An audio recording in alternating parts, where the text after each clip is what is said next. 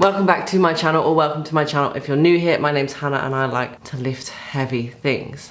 Now today I wanted to take you guys through a whole power session which I did on Monday and talk you through how I analyze my own lifts and how you guys can learn to analyze your own lifts during a session and help you drive your training forward. So let us begin. So first and foremost, I started my session with squats. So we've started our sessions with squats recently for two reasons. So we found it super effective at helping us wake up our legs and helping us wake up our hips. So after the squats, you usually tend to feel like a lot warmer than you do if you just go straight into the lifting. And number two, it's been like the main focus of our program this block is to get stronger. So we do the squats first to make sure that we have all of the energy that we have at the beginning of the session to give it the squats as much as possible and avoid getting to the end of the session where the squats usually are and feeling like you need to take a step back or not push as hard. So I actually went into this session with a number in mind. So the week before I'd been building sets of 5. So like I think the first week I did 105 and I did 110 and last week I did 115 for a set of 5. Now this set, I remember it feeling so good and so smooth. So going into this session, I really wanted to hit 120 for a set of 5. So when I got into the gym, I actually realized that I had forgotten my knee sleeves. Now usually I'm not really that bothered about knee sleeves because I don't actually think that it does that much like the knee sleeves that I wear. But recently I have been put on some medication which kind of affects like my joints and like dries them out and makes them feel a little bit achy. So I felt like I needed some knee sleeves. So Ross lent me his SBDs to wear during the session. And that was like my first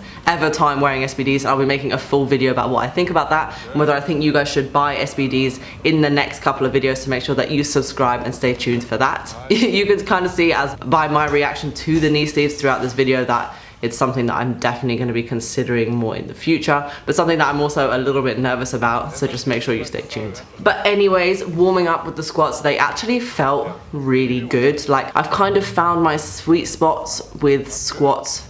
That's really hard to say. I found my sweet spot with squats recently because I've just been like really trying to learn how to brace properly in the squat. So when I get to into the bottom of a squat, I kind of like push and breathe into my lower stomach, which kind of helps me keep my chest upright and keep nice and stiff in the bottom position, which means I get a really nice drive and bounce out of the hole, which has meant my squats has literally felt transformed since I started doing that. So they felt really good. I think I kind of learned how to do this because throughout my sessions, I take a lot more time warming up. I take time to like get into those positions and feel those positions and try different things to make sure that I'm getting the most out of my session as possible, because that is what I'm trying to achieve. I think in terms of training smarter, squats is something that you can very quickly rush, very quickly try and move past because it's not like the main bulk of weightlifting, but getting a good squat and a good base has literally transformed my positioning within the lift. So let's not bypass that. Take your time with squats, take your time warming up. Make sure that you're breathing into all of the body parts that you feel need to be as stiff as possible in the bottom of a squat and driving up out of it. So when 120 went on, I can't actually say it didn't feel that heavy on my back. I think I did 135 literally like 3 days before, so I felt like it wasn't gonna feel too bad, but it smashed it. It moved, it went up, it was really nice. Watching it back now, like it actually looks way easier than it felt. So I'm really happy and hope that I can build on that. Next on ye old menu or program is no feet power snatches. Now I've been doing primer exercises before every single one of my snatch sessions just to kind of like warm up the bits that I tend to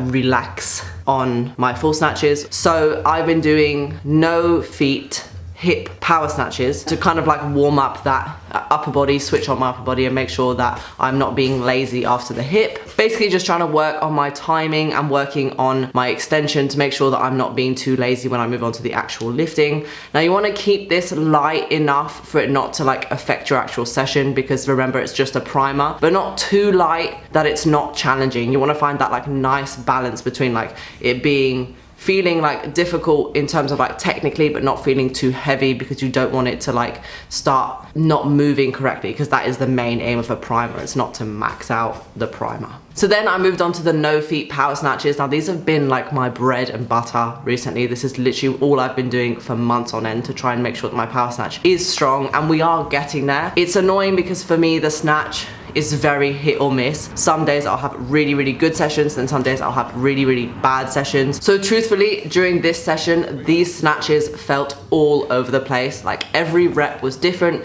There was no consistency, and I was really, really trying to make them the same, but it just wasn't working. So what I do in this instance when something just doesn't feel right is I'll just make sure to take my time and do reps and sets at that weight until it feels comfortable enough that I can just move on and try and hit the heavier weight. I never try to go into the next set without having felt good about the set before, because then I feel like I'm just setting myself up for failure, and there's just going to be doubt in the back of my mind. And that's something that I always try and avoid whenever I'm trying to like analyze myself lifting, because it's just, you don't want to set yourself up for failure. You'd rather walk away feeling confident from the last lift and be like, I've got the next one. You don't want an element of doubt in there. I do also just try to remind myself that at these weights, between 50 and 75%, there is so much room for error. Like you could be giving it too much, you could be giving it too little. It's hard for your body to know exactly how much effort to put into the warm-up sets. That's like one of the hardest things to learn about weightlifting, I think. Do just also remember that you don't want to be too hard on yourself. As long as they feel relatively manageable and relatively easy, just move on to the next set. Don't dawdle too much. So I actually ended this set, or like this exercise, on a triple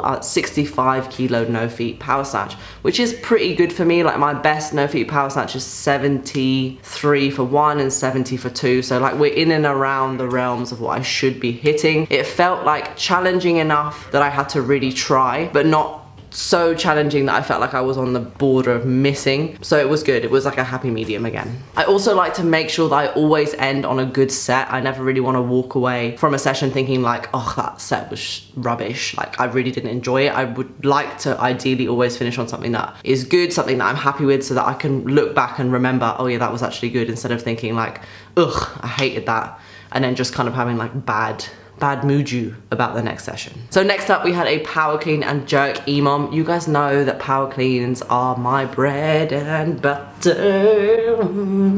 I don't know why I did that. Now I'm a huge fan of EMOMs, because for me EMOMs is that time where you can just shut off. You just pick it up, you put it back down again, and you just keep going until you finish the EMOM. There's not so much thought that can go into it. There's not so much time for you to be overthinking exactly what you're doing. It's kind of just about getting the work done and then moving on and trying to just be as consistent as possible. What I like to do in EMOMs is usually like pick 1 or 2 things I'm gonna focus on, which I'll talk about in just a second. And to be fair to myself today, like those power clean and jerk EMOMs, like it wasn't feeling the best it's ever felt. It felt really quite heavy off the floor, and it felt something just wasn't moving right. Something felt a little bit funky. So I was kind of just trying to just get my head down and get the reps done basically. So by the end of the 10-minute EMOM, I finished on a 95 power clean and jerk. So that's 9 kilos off my best. So we're in the like 85-90% realm, which is really good. It's like it's positive for me to walk away from doing that thinking, like having thought that it wasn't moving well. The thing that I do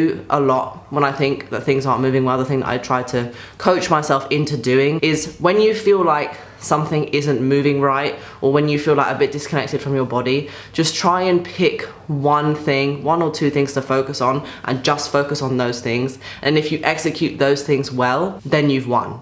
Because otherwise, if you're trying to judge it on the whole lift and it doesn't feel good, you might walk away feeling a little bit disheartened, a little bit frustrated. So that's how I try to combat those thoughts. Because truth be told, in weightlifting, there will always be days when things just feel off. Things just don't move right. Like you could be feeling fine and things just aren't moving. So it's really important to take a step back and just think like, I'm gonna focus on this today. If I do that well, that's great. And then I can just be happy and just move on. So today, the whole point of this video is basically to share my secrets to how I analyze my own lifts and how I coach myself through a session. For me, the secret to analyzing my own lifts is having key markers or like performance indicators, which should always remain constant throughout your lifting and is like relatively easy to gauge. So 1 is how it feels. Now, you know what a good snatch feels like, because when you do it, you're like, oh, that felt crisp, or you know what a good clean feels like, and you know what a good jerk feels like. So you'll know if something feels off, you'll know if something feels forward, you'll know if something is pulling you back, you'll know if you're on your toes, you'll know if you're too much on your heels. It's about being aware of how your body is moving and being quite in tune with that, and learning how to read your bodily signs and learn how those then affect your lifts. If this happens, if you do feel like something is off, if you do feel like something is dodgy, as I said before, the best thing to do is to pick 1 or 2 cues, but just pick that cue and focus solely on that cue for the whole session and put all of your energy into executing that thing perfectly, and then you can walk away being really proud of yourself and really happy with the work that you've done to make sure that you're moving in the right direction. So number 2 is the weight. Now we can all get really easily caught up in what's on the bar. Now the key thing that I would say here is that you don't want to be too quick to judge yourself. We've all had those sessions where the warm-up weights, i.e. the bar or the first plates that you put on, feel awful. It feels like it's not gonna move, it feels like it's gonna be rubbish, but then you get up to those higher weights and actually you've smashed it. You've had a great session. So the key thing that I would say is to not judge yourself too quickly. Be patient, give yourself some time, and let your body figure out exactly what it's doing in a session. Now my third and final tip is film it. Now whilst I don't recommend watching every single set and sitting there on your phone watching yourself lift the whole session, I do recommend that if something is feeling off and you can't quite put your finger on it and you're trying the last 2 cues and they're not working, film it. Watch yourself back and see exactly what you're doing. Slow it down, look for those key points, i.e. are you coming onto your toes early? Is the bar really far away from you? Are you dipping backwards or are you dipping forwards? Look for the key indicators which will help you figure out exactly what's wrong. You want to focus on one thing at a time. We can't fix everything at once. Sadly, weightlifting is such that you need to take it one step at a time, because if you try and combat everything all at once, it's just, you're gonna be doing everything poorly instead of doing one thing really well and then being able to move on to something. The thing with our bodies is that it learns by repeating things and doing things over and over and over again. So the more you drill that one thing home, the better that will be, and then you can move on to the next thing, which hopefully will just improve your lifting all around. I hope you guys did find watching my full session useful, and hopefully you find my tips useful. If you did, don't forget to give this video a big thumbs up, as well as subscribe to my channel, because it really supports my channel. I love seeing you guys all here, and you guys know I'm good people, and I'll catch you guys in the next video.